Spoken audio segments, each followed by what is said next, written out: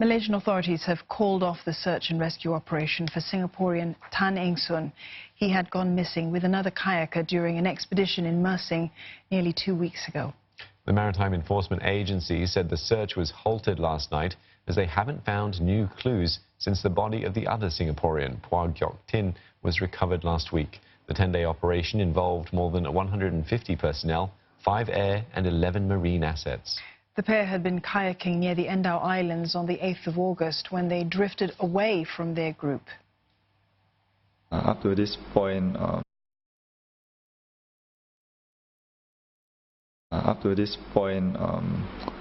we're not really hoping for much, but we do hope that we are able to recover the body soon.